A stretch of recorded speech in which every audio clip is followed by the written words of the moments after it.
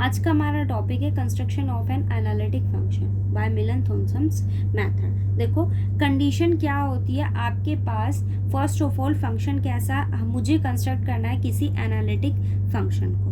अब हमारे पास कोई फंक्शन है तो उसके लिए ये हो सकता है कि कंस्ट्रक्ट करने का मतलब यहाँ ये है कि आपके पास कोई भी एफ ऑफ जेड गिवन होगा, बट आपके पास इसकी एक कंडीशन गिवन होगी। मे बी आपके पास रियल पार्ट गिवन होगा, मे बी आपके पास इमेजनरी पार्ट गिवन होगा, मे बी आपके पास रियल पार्ट गिवन होगा, या फिर आप ये कहिए कि आपके पास या तो u गिवन होगा या फिर आपके पास क्या वैल्यू गिवन होगी, v गिवन होगा। फर्स्ट कंडीशन मेरे पास ये है कि अगर आपके पास क्या वैल्यू गिवन हो, सिर्फ और सिर्फ y, ओनली मुझे क्या गिवन हो, u गिवन हो। अगर आपके पास u गिवन है u के अलोंग मुझे क्या फाइंड आउट करना पड़ेगा, derivative of u with respect to x and derivative of u with respect to y। ठीक है, derivative of u with respect to x and derivative of u with respect to y, ये मुझे find out करना होगा। अब अगर मेरे पास क्या कंडीशन होगी, जो भी फंक्शन हम डेरिवेटिव फाइंड आउट करेंगे, सो इस फंक्शन को मैंने नाम दिया किसी φ1 का। आपके पास ये फंक्शन की वैल्यू क्या होगी, f ऑफ एक्स वाई, और इसको मैंने नाम दिया φ ऑफ 2, और वेरिएबल आपके पास यहाँ क्या होगा, x और y। नेक्स्ट कंडीशन में देखो आपके पास कंस्ट्रक्ट करना है किसी एनालिटिक फंक्शन को। यहाँ कंडीशन आपके पास ये होगी, या तो आपके पास रियल पार्ट गिवन होगा या फिर आपके पास इमेजनरी पार्ट गिवन होगा। अगर मेरे पास u गिवन है, then you have to find out curly u over curly x, curly u over curly y, and named it as curly u by curly x equals to φ1 and curly u by curly y equals to φ of 2। दो functions मेरे पास होंगे, then you substitute in φ1 and φ2 as x equals to z and y equals to 0। x को क्या substitute करना है, z, and y equals to 0। Then the φ1 and φ2 becomes φ1 z 0 and φ2 z 0। ठीक है, दोनों फंक्शन मेरे पास किससे रिप्लेस्ड हो गए, φ1 xy is replaced by φ1 z 0 and φ2 z 0। अब आपको पता है कि f ऑफ z जो है वो मेरे पास क्या होता है, u प्लस आयोटा v। सो मैंने क्या किया, इसको ये जो फंक्शन होता है मेरे पास f ऑफ z, जिसकी वैल्यू आपके पास क्या होती है, u plus iota v, then you have to integrate f of t by φ1 z 0 minus iota φ2 z 0, and here function is only of z, so integrate it with respect to z plus c। ठीक है, अगर आपके पास function का क्या given होगा, सिर्फ real part, then find out curly over curly x, curly over curly y, named it as φ1 and φ2, then substitute in φ1 and φ2, x equals to z and y equals to 0। Now function becomes φ1 z0 φ2 z0, then integrate f of z equals to integration of φ1 minus iota φ2 dz plus c। फंक्शन ये सिर्फ किसका है, z का, तो integration हम किसके respect में करेंगे, z के रिस्पेक्ट में। आपके पास यहाँ वैल्यू किसकी आ जाएगी, z की, और मुझे कंस्ट्रक्ट भी किसको करना था, f ऑफ z को, जो आपके पास कैसा होगा, एनालिटिक होगा। ठीक है, अब अगर हम बात करें कि आपके पास क्या गिवन हो, इमेजनरी पार्ट, इट मीन्स मेरे पास फंक्शन की वैल्यू सिर्फ क्या गिवन हो, v गिवन हो। ठीक है, सेम कंडीशन आपके पास यहाँ अप्लाई होगी। अगर मुझे इमेजनरी पार्ट गिवन होगा, then you have to find out curly v over curly x and curly v over curly y, and name both as psi, ये φ1 लिया है, सो मैंने वैल्यू क्या ले ली, ψ1 xy, और इस फंक्शन को किसका नाम दे दिया, ψ2 x and y। Then substitute x equals to z, so ψ1 z0 and y equals to 0, ψ1 and second function आपके पास क्या आ गया, ψ2 z0, then f of z equals to integration ψ1 z0 plus iota ψ2 z0 dz plus c। ठीक है, सो मेरे पास function की value क्या आ जाएगी, अब मैं आपको कंडीशन बताती हूँ कि हम ऐसा ये सॉल्यूशन को ऐसे क्यों फाइंड आउट करते हो। मेरे अकॉर्डिंग आपको मेथड समझ में आ गया होगा। अगर आपके पास रियल या इमेजनरी पार्ट गिवन हो, then find out the value of curly u over curly x, curly u over curly y, curly v over curly x, curly v over curly y. Named it as phi 1 and psi 1, whatever you want. X equals to z and y equals to 0. So मेरे पास value क्या आ जाएगी, phi 1 z 0, phi 2 z 0. Then integrate, अगर real part given है then phi 1 minus phi 2 iota, iota phi 2, और अगर आपके पास imaginary part given है so phi 1 plus iota phi 2. देखो कंडीशन आपके पास क्या होती है, जो z होता है वो हमारे पास क्या फॉर्म करता है, x प्लस आयोटा y. अगर मैं आपसे कहूँ यहाँ z कॉन्जुगेट की वैल्यू निकाली तो वो आपके पास क्या होगी, x माइनस आयोटा y. अगर मैं आपसे कहूँ कि यहाँ आप क्या बताइए कि इसका रियल पार्ट आपके पास क्या वैल्यू देता है, तो हम दोनों को क्या करते हैं, ऐड, तो आपके पास वैल्यू किसकी आ जाती है, z plus z conjugate over 2. दोनों को सब्ट्रैक्ट करते हैं तो मेरे पास फंक्शन क्या फॉर्म करता है, इमेजनरी पार्ट 2 आयोटा. ठीक है, बट आपके पास एफ ऑफ जेड की वैल्यू क्या होती है, u प्लस आयोटा v, यही वैल्यू देता है. और u और v दोनों आपके पास किसके फंक्शन होते हैं, x और y के. So value of x is z plus z conjugate by 2 and the value of y is z minus z conjugate over 2 iota. Same condition किसके लिए एप्लीकेबल होती है, आयोटा v, v किसका फंक्शन होता है, x और y का. So z plus z conjugate by 2 z minus z conjugate over 2 iota. ठीक है, अब अगर हम देखें तो आपके पास फंक्शन के क्या वेरिएबल्स एग्जिस्ट करते हैं. अगर आप इसको देखो, u और v दोनों किसके फंक्शन होते हैं, x और y के. बट अब आपके पास यहाँ जो x और y हैं वो किस इंडिपेंडेंट वेरिएबल के हो गए, z और z कॉन्जुगेट को. बिकॉज ये दोनों वैल्यूज आपके पास क्या है, इंडिपेंडेंट है, ये डिपेंडेंट नहीं है. तो नए वेरिएबल मेरे पास क्या हो गया, z और z कॉन्जुगेट. मैंने क्या किया, सब्स्टिट्यूट किया, पुट किया. आपके पास z किसके इक्वल है, z कॉन्जुगेट के इक्वल है. इट मीन्स आपके पास मैंने क्या ले लिया कि दो इंडिपेंडेंट वेरिएबल आपके पास क्या फॉर्म करते हैं, सेम वैल्यू फॉर्म करते हैं. ठीक है, आप सब्स्टिट्यूट कीजिए z equals to z conjugate, तो मेरे पास फंक्शन की वैल्यू क्या आ गई, f ऑफ z की. यहाँ सब्स्टिट्यूट करेंगे सो 2z बाय 2, 2 से 2 कैंसिल, फंक्शन की वैल्यू क्या आ गई, z. यहाँ सब्स्टिट्यूट करेंगे वैल्यू क्या हो जाएगी, 0 प्लस आयोटा v, यहाँ सब्स्टिट्यूट करेंगे तो वैल्यू क्या करेगा, z, और z ये वैल्यू क्या हो जाएगी, 0. बट हमने ये आर्टिकल में पढ़ा था कि आपके पास एफ ऑफ जेड की वैल्यू, सीआर इक्वेशन हमने पढ़ी थी, आपके पास एफ डैश जेड की वैल्यू होती क्या है, करली you over curly x plus iota करली वी ओवर करली एक्स. आपके पास यही फॉर्म करता है. अब आपके पास ये वैल्यू ये फॉर्म करती है. बट सपोज कि आपके पास यहाँ रियल या इमेजनरी पार्ट, सिर्फ रियल पार्ट गिवन हो, तो मेरे पास ये वैल्यू क्या फॉर्म करेगी, करली यू ओवर करली एक्स. इसकी वैल्यू को सब्स्टिट्यूट करेंगे so minus iota curly you over curly Y. आपके पास ये वैल्यू किसकी आ गई, एफ डैश जेड की. सीआर इक्वेशन को सेटिस्फाई करता है तो फंक्शन ये वैल्यू फॉर्म करेगा.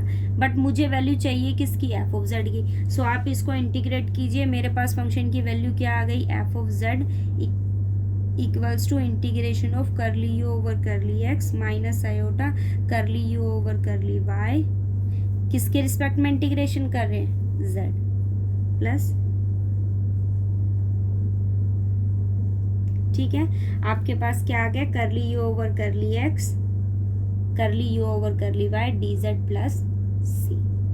ठीक है, अब आप इसे जब इंटीग्रेट करेंगे तो आपके पास यहाँ दो कंडीशन है. जहाँ z x फॉर्म करता है, मतलब x की वैल्यू जो है वो आपके पास क्या है, z है, और जो y कंपोनेंट है वो आपके पास क्या है, 0. सेम कंडीशन में मेरे पास x क्या है, z, और y की वैल्यू आपके पास क्या है, 0. सो मैं इन दोनों फंक्शन को किसी नए वेरिएबल का नाम दे दिया with respect to curly over curly x. आपके पास क्या आ गया, यहाँ x की वैल्यू आपके पास z है और y की वैल्यू मेरे पास क्या है, 0. मैंने किसी नए फंक्शन का नाम दे दिया और वो आपके पास क्या है, phi 1 z 0. सेम कंडीशन किसके लिए होगी, करली u ओवर करली y, जहाँ आपके पास x की वैल्यू क्या है, z, और y की वैल्यू क्या है, 0. ये नया फंक्शन आपके पास आ गया phi 2 z और 0. इट मीन्स मेरे पास f ऑफ z जो है वो क्या फॉर्म कर रहा है, integration phi 1 z 0 minus iota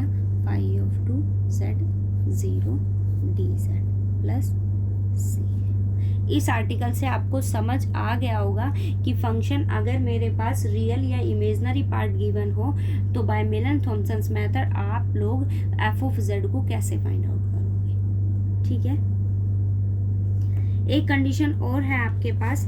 अगर मान लीजिए मेरे पास यहाँ सिर्फ क्या वैल्यू गिवन हो, u माइनस वी अगर आपके पास गिवन है, क्या गिवन है, u माइनस वी अगर मेरे पास गिवन है, then how you find out the value of f of z. कैसे फाइंड आउट करेंगे, आपके पास एफ ऑफ जेड होता क्या है, u प्लस आयोटा वी आपके पास फॉर्म करता है। मैंने क्या ले लिया, आयोटा एफ ऑफ जेड। तो फंक्शन की वैल्यू क्या हो जाएगी, iota u iota iota -1, so minus v. ठीक है, मैंने फंक्शन की दोनों वैल्यूज को ऐड किया तो आपके पास क्या आ गया, F of Z plus iota f of Z. Function की वैल्यू आपके पास क्या आ गई, या दोनों को ऐड करेंगे, सो u माइनस वी। इन दोनों टर्म्स में से मेरे पास क्या कॉमन आ गया, आयोटा u प्लस वी। ठीक है, अब ये देखो आपके पास यहाँ क्या किया मैंने, 1 प्लस आयोटा को कॉमन, एफ ऑफ जेड को मैंने क्या ले लिया, कॉमन ले लिया। अब अगर आप इसको देखो ना तो एक नया फंक्शन मेरे पास यहाँ कंस्ट्रक्ट हो गया, जहाँ आपके पास उसका रियल पार्ट क्या है, u माइनस वी, और उसका इमेजनरी पार्ट क्या है, u plus.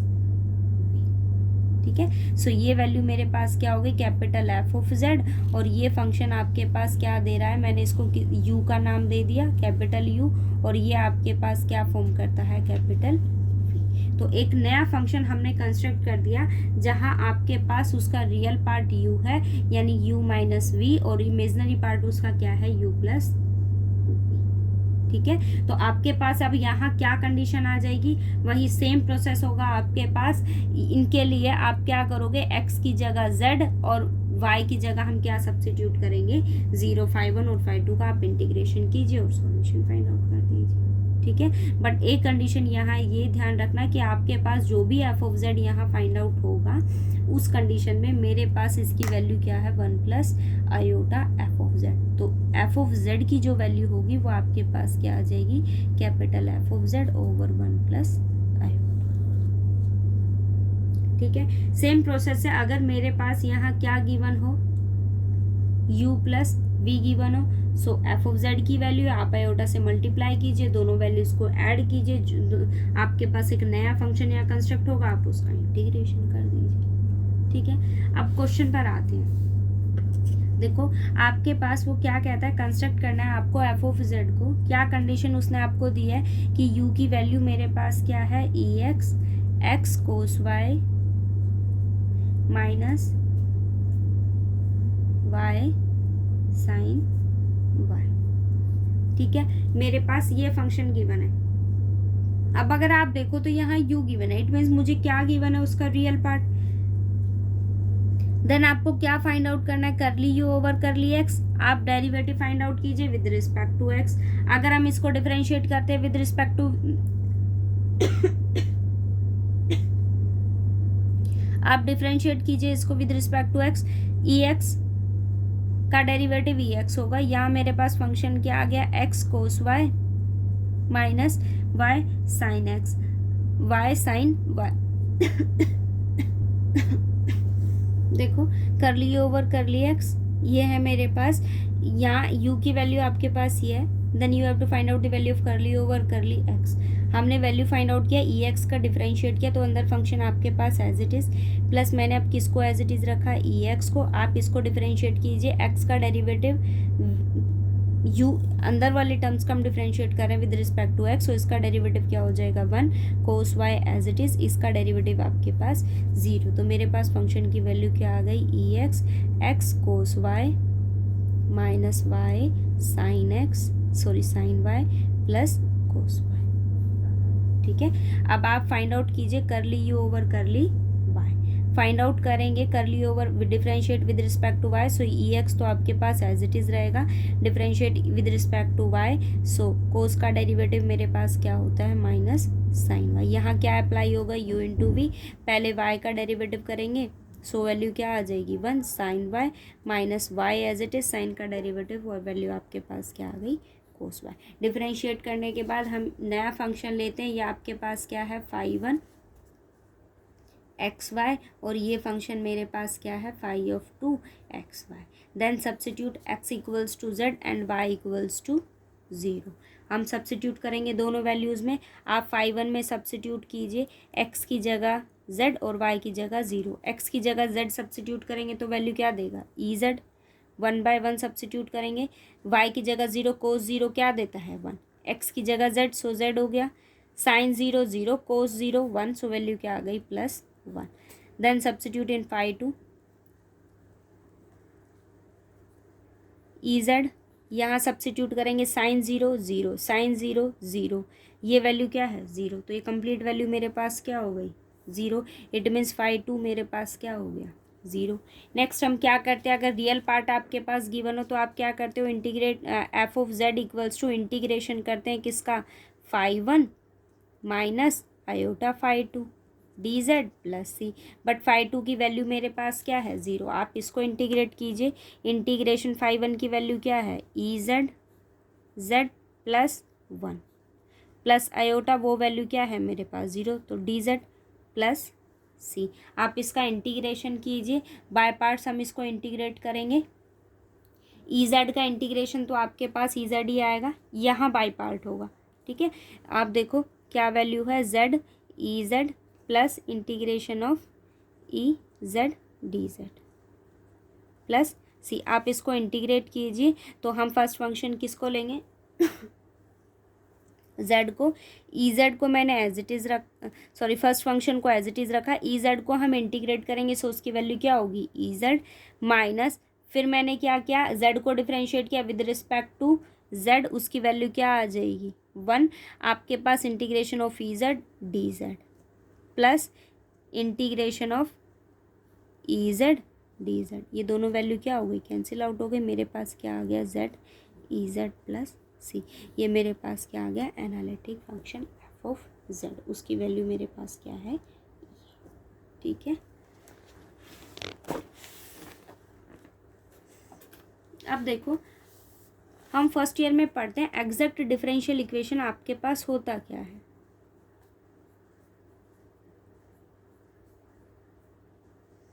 First of all exact differential equation होती क्या है आपके पास, क्या होती है मेरे पास exact differential equation, M D x plus N D y. कोई भी इक्वेशन हो आपके पास M D x plus N D y, जिसको आप किस फॉर्म में लिख सकते हो, टोटल डेरिवेटिव की फॉर्म में। उस फंक्शन को हम क्या, उस डिफरेंशियल इक्वेशन को हम क्या कहते हैं कि वो कैसी है आपके पास, एग्जैक्ट है।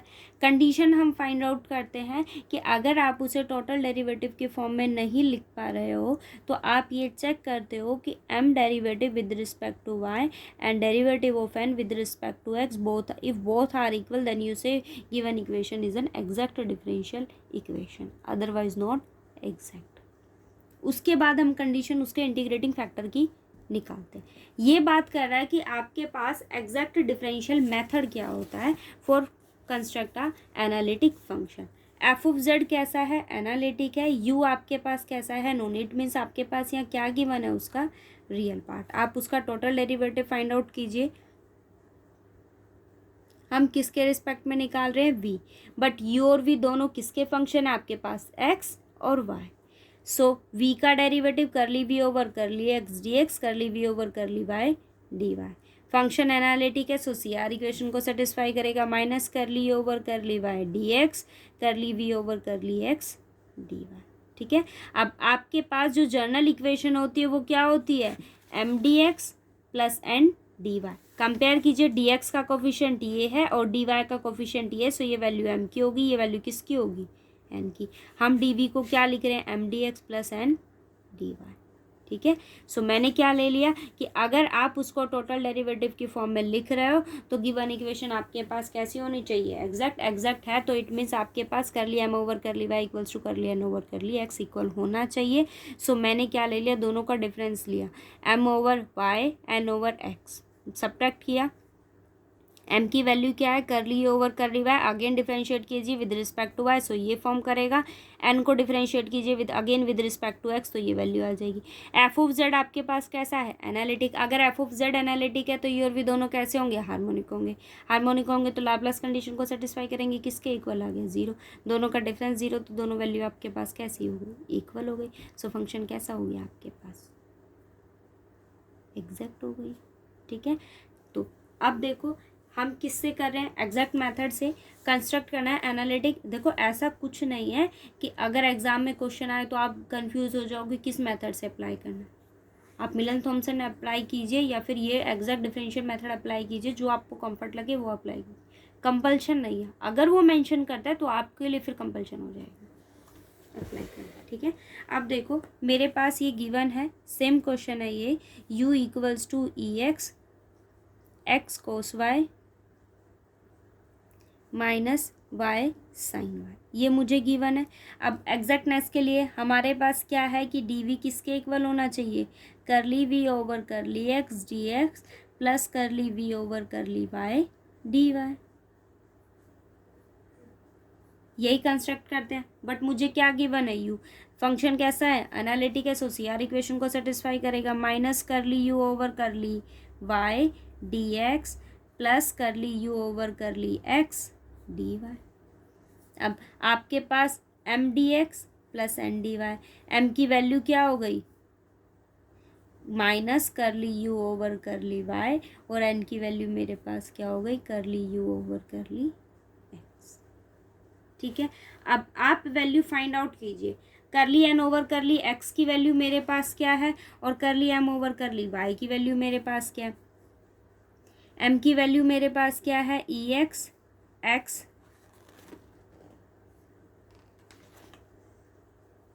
साइन वाई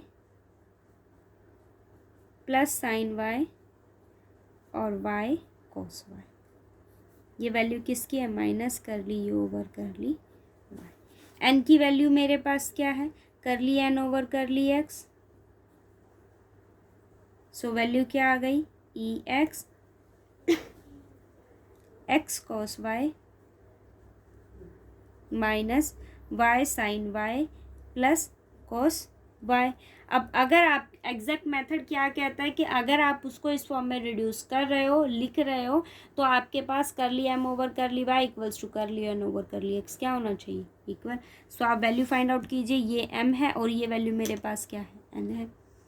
करली M over curly Y differentiated with respect to Y, ये ई एक्स आपके पास एज इट इज़ रहेगा, एक्स एज इट इज़ रहेगा, साइन का डेरिवेटिव कोस वाई, साइन का डेरिवेटिव आपके पास क्या हो जाएगा, कोस वाई, वाई का डेरिवेटिव सो कोस वाई, और वाई एज इट इज़ रखा, कोस का क्या हो जाएगा, माइनस साइन वाई। ठीक है, करली ये ई एक्स आपके पास एज इट इज़ रहेगा, x cos Y, x cos Y आपके पास एज इट इज़ रहेगा, प्लस टू कोस वाई माइनस वाई साइन, ये फंक्शन की वैल्यू मेरे पास आ गई। अब आपके पास क्या है, अब यहाँ पर एन की वैल्यू मेरे पास क्या है, curly N over curly x, तो मुझे क्या फाइंड आउट करना है यहाँ पर, curly N over curly y find out, curly N over curly x find out कीजिए, curly N over curly x. मैंने क्या किया, ई एक्स को एज इट इज़ रखा, अंदर डिफरेंशिएट करेंगे, फंक्शन की वैल्यू एक्स का डेरिवेटिव फंक्शन का derivative with respect to x, तो कोस वाई आपके पास रहेगा, बाकी सारे टर्म्स आपके पास एलिमिनेट हो जाएंगी। ई एक्स का करेंगे, ई एक्स, अंदर वाली सारी टर्म्स आपके पास क्या रहेंगी, एज इट इज़ रहेंगी। तो फंक्शन की वैल्यू क्या आ गई, देखो ई x cos Y, e x cos y, 2 times हो गया मेरे पास यहाँ। ठीक है, और एक टर्म ये क्या है, e x cos y, complete term में से मैंने ई एक्स को कॉमन लिया है, cos y 2 times cos y plus x cos y equals to minus Y sine. अब अगर आप चेक करो ना तो ये दोनों वैल्यूज़ इक्वल है, ये और ये, it means curly N over curly X equals to curly M over curly Y, कैसा हो गया, इक्वल हो गए ना दोनों फंक्शन। अगर आपके पास इक्वल है तो गिवन इक्वेशन कैसी हो गई, एक्सेप्ट हो गई। अब आप यहाँ से वैल्यू को फाइंड आउट कर लीजिए। डी वी आपके पास होता क्या है, M D x plus N D Y, ये होती है वैल्यू। आपके पास m की वैल्यू है, n की वैल्यू है, और इसको ये dv है। m की वैल्यू मेरे पास क्या है, ex x sine y plus sine y प्लस y cos y dx। n की वैल्यू मेरे पास क्या है, ex x cos y minus y sine y D Y. अब आप देखो ये डी वी है, मैंने क्या किया, इंटीग्रेट किया, सो क्या आ गया वी। अब आप इन सारे टर्म्स का क्या, इनका क्या कर दीजिए, इंटीग्रेशन। और आपके पास डेफिनेशन क्या कहती है एग्जैक्ट की, कि आप क्या करते हो, इंटीग्रेट करते हो एम का हम इंटीग्रेशन करते हैं विद रिस्पेक्ट टू एक्स, जहाँ वाई आपके पास क्या रहता है, कांस्टेंट। ठीक है, और हम क्या करते हैं, प्लस एन, ये एन आपके पास क्या होना चाहिए, फ्री फ्रॉम एक्स। इसके पास वो टर्म होनी चाहिए जो किसको कंटेन नहीं करनी चाहिए, एन की वो टर्म आपको लेनी है, नॉट कंटेनिंग एक्स, जो किसको कंटेन नहीं करेगा, एक्स को कंटेन नहीं करेगा। डी वाई इक्वल्स टू सी। अब आप इसी फॉर्म में इसका इंटीग्रेशन कीजिए। ये एम की वैल्यू और ये वैल्यू मेरे पास किसकी है, एन की।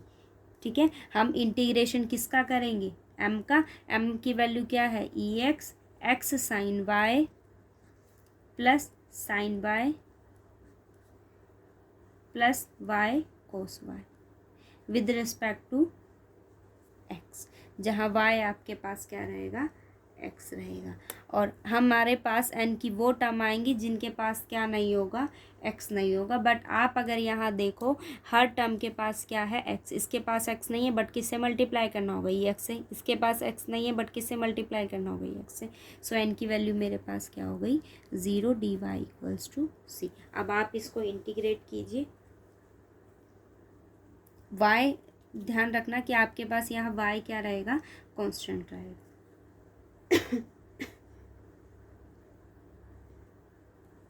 देखो यहाँ क्या है, x ई एक्स डी एक्स, किसको बाहर ले लिया, साइन वाई को। ठीक है, और एक टर्म मेरे पास यहाँ है, प्लस साइन वाई को मैंने बाहर लिया, क्या है, ई एक्स डी एक्स। यहाँ आपके पास क्या कॉमन आएगा, वाई कोस वाई बाहर आएगा, e x D x plus C. अब आप इसको इंटीग्रेट कीजिए, sine y as it is. First function हम किसको मानेंगे, first function as it is, e x का integration e x minus first function का डेरिवेटिव 1, ई एक्स का integration e x plus sine y as it is, e x का integration e x, y cos y आपके पास as it is, e x का integration e x. Value क्या आ गई, sine Y